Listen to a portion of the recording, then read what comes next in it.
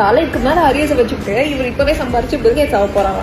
டேய் டிகிரியை வாங்கிட்டு வேலைக்கு போய் சம்பாரிடா அப்படின்னு சொல்ற உங்க அன்பான ரிலேட்டிவ்ஸ்க்குலாம் ஃப்ரெண்ட்ஸ் வேலை கிடைக்கலன்னு சொல்லிட்டு இருக்க அந்த டைம்ல டிகிரி வாங்குறதுக்கு முன்னாடி நீங்களே ஒரு பர்சனுக்கு வேலை கொடுக்குற ஏஜுக்கு இருப்பீங்க. டேய் பேரண்ட்ஸ் கிட்ட இருந்து பாக்கெட் பிடிக்க கெஞ்ச வேண்டியதே இல்லடா. நான்லாம் 1.5 வருஷம் ஆகுது எனக்கு வீட்டுல இருந்து காசு வாங்கி அப்பா கொடுக்குற போது தான் ரொம்ப செலவுக்கும். ஆனா நம்ம சம்பாதிக்கும் போது தான் பேண்ட்டுக்கு வைக்கணும். ஸோ அந்த டைம்ல வந்து பட்ஜெட்டிங் என்னன்னு கற்றுப்போம், மணி மேனேஜ்மெண்ட் என்னன்னு கற்றுப்போம். எஸ்பெஷலி நீங்க ஒரு ஹாஸ்டலாக இருக்கீங்க இல்லை தனியாக அப்பார்ட்மெண்ட் எடுத்து தங்கி பண்ணிக்கிறீங்க அப்படின்னா இந்த அருமையுமே உங்களுக்கு புரியும். வெறும் ஸ்கில்லை மட்டும் கற்று வச்சுட்டு ஒன்றும் புரிஞ்ச முடியாது. அதை கரெக்டான பிஸ்னஸ் மாடலாக மாற்றி எப்படி மானிட்டைஸ் பண்ண முடியுங்கிறத கற்றுப்பீங்க.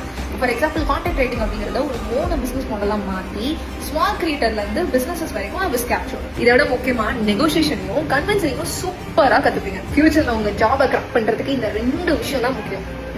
இப்போவே கற்று வச்சுக்கணும். அண்ட் ஒரு போனஸ் பாயிண்ட் இருக்கு. காலேஜ் டைம்லேயே வந்து நிறைய பணம் சம்பாதிக்கணும் அப்படின்னு சொல்லிட்டு உங்ககிட்ட வர கிளைண்ட்ஸ் கிட்ட வந்து எக்கு தப்பான ப்ரைஸஸ் வந்து சார்ஜ் பண்ணாம லோ காஸ்ட்ல ஹை வேல்யூ ப்ரொவைட் பண்ண ட்ரை பண்ணுங்க. ஒரு மேஜிக் நடக்கும். Seriously that's a life changing magical moment. அது நீங்க வந்து எக்ஸ்பீரியன்ஸ் பண்ணாதான் தெரியும். பட் அதுக்கு முன்னாடி 10-15 வருஷம் கழிச்சு உங்க லைஃப்ல ரெகுலேட் பண்ணக்கூடாது அப்படின்னா இப்பவே ஐஸ்வர்யா பேஜை ஃபாலோ பண்ணிக்கோ.